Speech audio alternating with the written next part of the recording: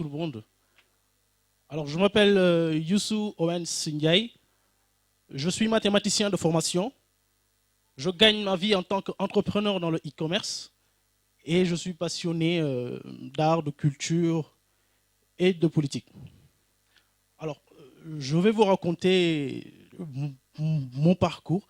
Et en préparant ce talk, je me suis rendu compte qu'il m'était plus facile de résoudre des équations aux dérivées partielles que de parler de moi. C'est un exercice très périlleux, mais bon, je vais me lancer quand même. Alors, c'est ici au Sénégal que je suis né. J'ai grandi ici. J'ai fait tout mon cursus dans ce pays. Alors, primaire dans le privé catholique et secondaire dans le public au lycée Thierno-Sédou-Nourou-Tall. Donc, j'aime ce pays. J'aime profondément ce pays. Alors, ce ne sont pas des paroles vaines et vous vous rendrez compte pourquoi je dis ça au fil du talk.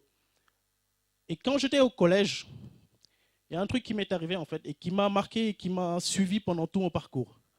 Quand j'étais en troisième, je n'étais pas très bon en maths. J'étais même très moyen, pour ne pas dire ce que je ne vais pas dire. Alors, mais je voulais faire des sciences. Je voulais faire des sciences. J'aimais ça. Et après ma troisième, on m'a orienté en série littéraire. D'accord? Normal. Donc l'école a commencé en octobre. C'est pas comme maintenant où on ne sait plus quand on commence l'école, quand on finit. On commençait en octobre et on finissait en juillet. C'était très clair. D'accord? Donc octobre est passé, novembre est passé, décembre est passé. Ma mère s'est rendue compte que j'étais en L. Elle m'a dit, qu'est-ce que tu fais là-bas? Je lui ai dit, j'ai été orienté là-bas. Elle m'a dit, tu veux faire des sciences, non? Je lui ai fait, oui, mais là, c'est trop tard. Et elle est partie voir mon proviseur d'école. Elle a dit, mon fils a été orienté en série littéraire et je voudrais qu'il fasse des sciences. Le gars lui dit, c'est trop tard, c'est mort. Là, on est en décembre, c'est pas possible. Elle a tellement insisté que le proviseur a accepté, à une seule condition. Le proviseur lui a dit, s'il n'a pas une bonne moyenne au premier semestre, je le retourne. Donc, elle est venue me voir, elle m'a dit ça, je lui ai dit, non, mais c'est pas possible, il faut arrêter. Elle a insisté. J'étais pas très d'accord avec elle, hein, parce que bon, je me plaisais bien là où j'étais, etc. J'ai refusé de... Enfin, j'ai refusé. Oui, j'ai refusé, c'est ça. De prendre les cours, etc. Elle est partie à l'école. Elle a vu certains de mes camarades, elle a pris les cahiers. Hein, il n'y avait pas de photocopie. Elle m'a recopié les cours de maths et de physique. Vous voyez le truc, quoi.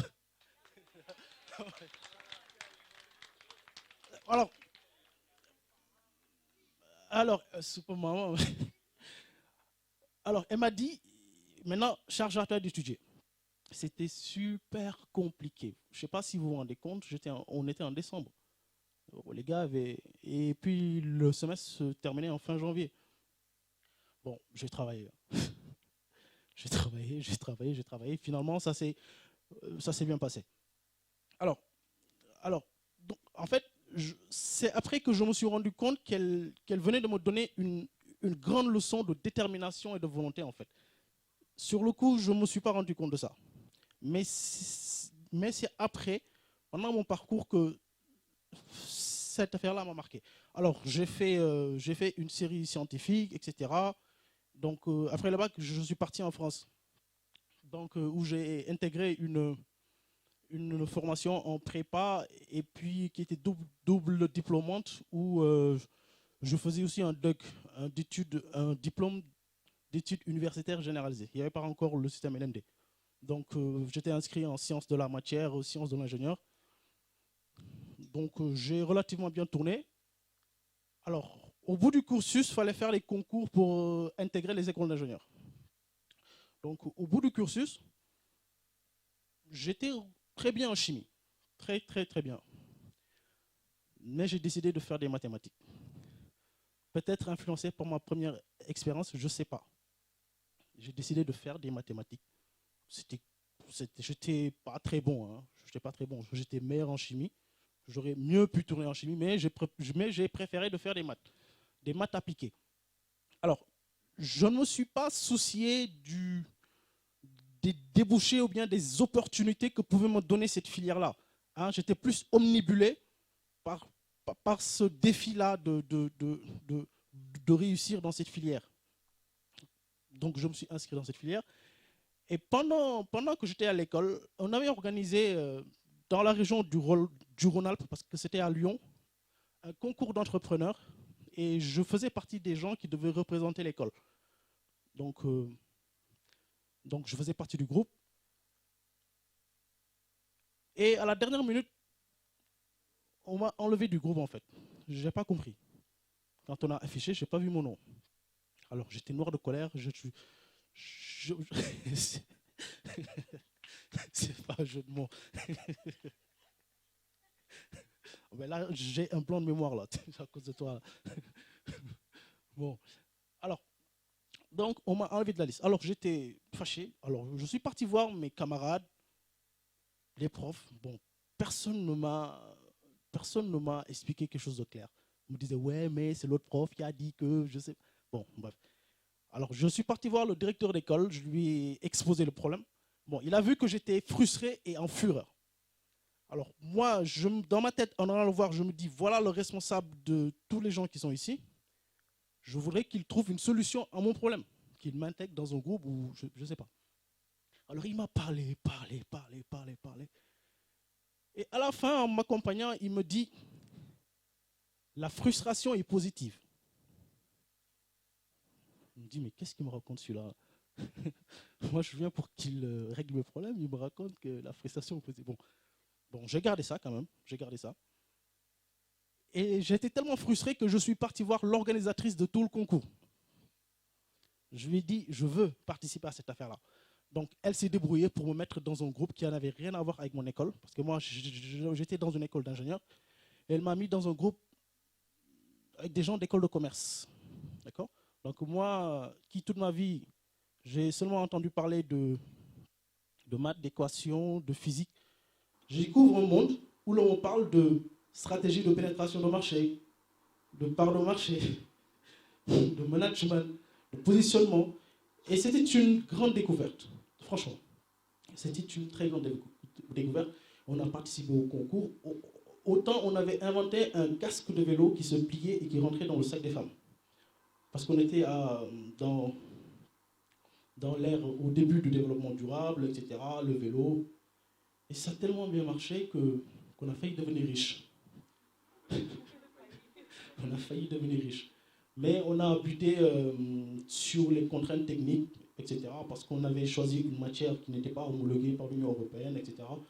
Et les choses étant, à la fin de l'école, comme les gens devaient voyager, il y a certains qui sont partis en Australie, d'autres au Mexique, on a abandonné le projet. Alors qu'on était à ça de réussir parce que il y avait des sociétés comme Decathlon, par exemple, qui étaient prêtes à nous faire des commandes, 20 000 commandes, 100 000 commandes. Et c'est comme ça qu'on a abandonné le projet. Et là, ça a révélé en moi cette fibre entrepreneuriale, en fait. Et mieux encore, quelque chose qui a radicalement, mais vraiment changé ma vie, c'est d'avoir lu Cheikh Anta Diop. Parce que jusque-là, j'étais un Africain qui, pour réussir, était obligé de voyager, de partir, etc. Et en lisant Cheikh Anta Diop, c'était comme si j'étais réhabilité, en fait. Et ça a changé ma vision du monde. D'accord?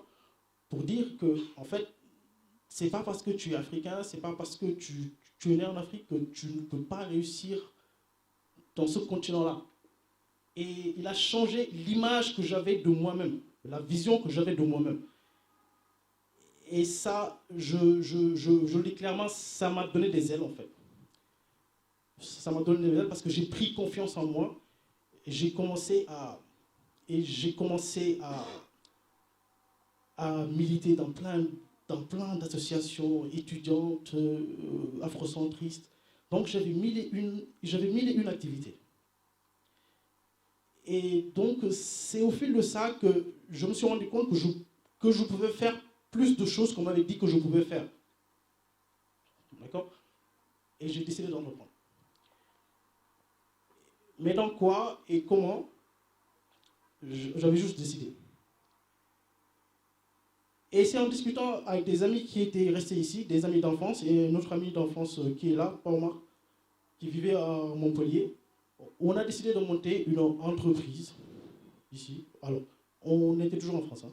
C'était une entreprise qui s'appelle Speed Mail Service, qui vit toujours, qui fait dans le courrier, dans l'expédition de courrier. Donc, en venant, j'ai participé à un concours qui s'appelait ABC Innovation. Donc, il s'agissait de primer les jeunes entrepreneurs africains. Alors, j'ai été sélectionné pour la finale, je suis arrivé. Et à la fin de mon talk, on m'a dit, mais pourquoi? Pourquoi vous? Et ça tombait très bien parce que ce jour-là, c'était le jour où je devais rentrer au Sénégal.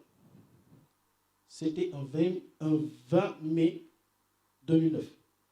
Je leur ai dit que vous m'accompagnez ou pas, je vais réussir et je vais faire ce projet. Car devant la porte, il y a mes valises. Je rentre au Sénégal. C'est clair, net et précis.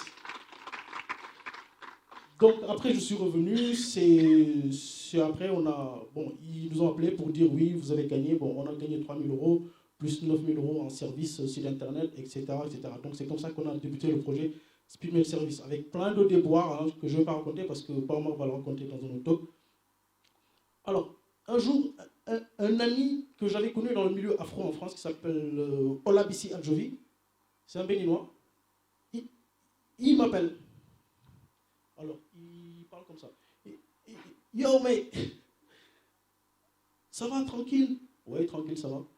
Ouais, j'ai un projet, je veux faire venir des colis au Sénégal parce que j'ai vu que les gens galéraient pour envoyer de petites choses à la famille, etc., etc. Je dis oui, mais oui, c'est bon.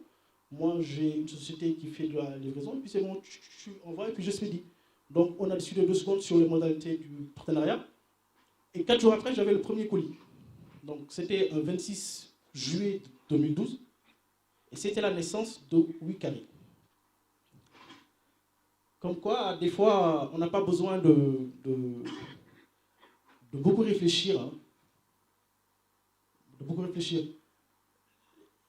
On dit souvent que la raison, c'est la chose la mieux partagée par les humains. Et moi, je pense que la folie, c'est la chose la mieux partagée par les entrepreneurs.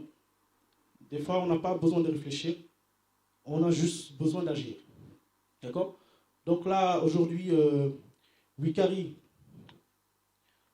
on a commencé depuis 2012. Alors, en 2 ans, entre 2013 et 2014, on a doublé le chiffre d'affaires, on a 1000 clients différents, on fait plus de 2000 livraisons par année. Et puis, on a travaillé avec plus de 500 sites en 2014, d'accord? Parce qu'on permet aux gens qui vivent ici d'acheter des produits dans des sites européens, américains et puis partout dans le monde. Et puis nous expédions, on vous livre chez vous. C'est très facile. Donc, en fait, tout ça pour dire que l'enjeu, en fait, ce n'est pas d'avoir raison sur ses choix. C'est juste d'aller au plus... C'est juste de faire les choses auxquelles vous croyez jusqu'au bout. Soit vous réussissez, ou vous échouez. Et c'est encore mieux quand vous échouez parce que vous apprenez plus de vos échecs que de vos réussites. Donc, juste pour dire aussi qu'il faut avoir la liberté d'avoir soi-même et de faire les choses auxquelles on croit. Et puis, c'est le bonheur qui mène au succès et pas le contraire. Merci beaucoup. Ne partez pas si vite. Vous pouvez vous abonner à notre chaîne et rester à jour sur tous nos prochains talks en cliquant sur le bouton s'abonner juste là. Vous pouvez également regarder d'autres talks en cliquant ici, ici ou ici. Et n'hésitez surtout pas à réagir en commentaire ou sur notre page Facebook. À bientôt.